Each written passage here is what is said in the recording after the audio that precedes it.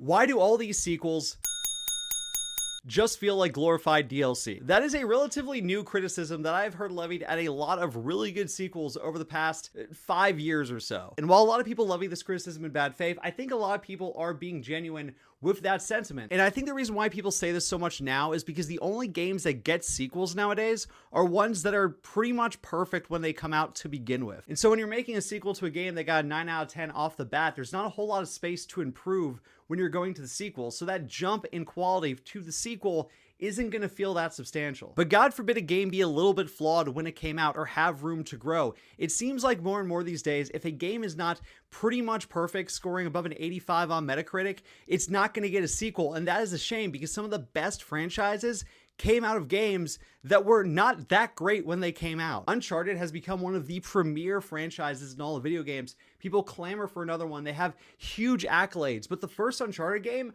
kind of just okay. And I think if the first Uncharted game came out today, it would not get a sequel. And we would have lost out on Uncharted 2, 3, 4, and everything else that inspired. Something comes out from a new team or a new idea from an existing team, and it's got some flaws and it gets lambasted online, and then it just doesn't get greenlit for a sequel. I think a sequel to Star Wars Outlaws could have been great. I really hope Lost Soul Side gets a sequel because I really think that there's a lot of potential with the core ideas of that game. Days Gone is a perfect example of this. We were deprived of a Days Gone 2 because there was such an overreaction to that game's flaws when it came out. And look, I know games are $70 now. I know you have to choose your games wisely. There are so many games coming out and there's so many great games coming out. But a lot of the decisions to make or not make a sequel don't even necessarily come from the sales. A lot of it comes from the public perception online. Again, I'm not saying that you need to run out to stores and spend $70 on a game that got a 75 on Metacritic if that's not where you want your money to go. But you also don't need to go online and call it trash even though you haven't even played it. What I'm trying to say is there would be no Assassin's Creed 2 if we didn't go through Assassin's Creed 1. There would be no Devil May Cry 3 if we didn't go through Devil May Cry 2. But if we want more franchises to get those revolutionary sequels, we have to understand when a game comes out and is flawed,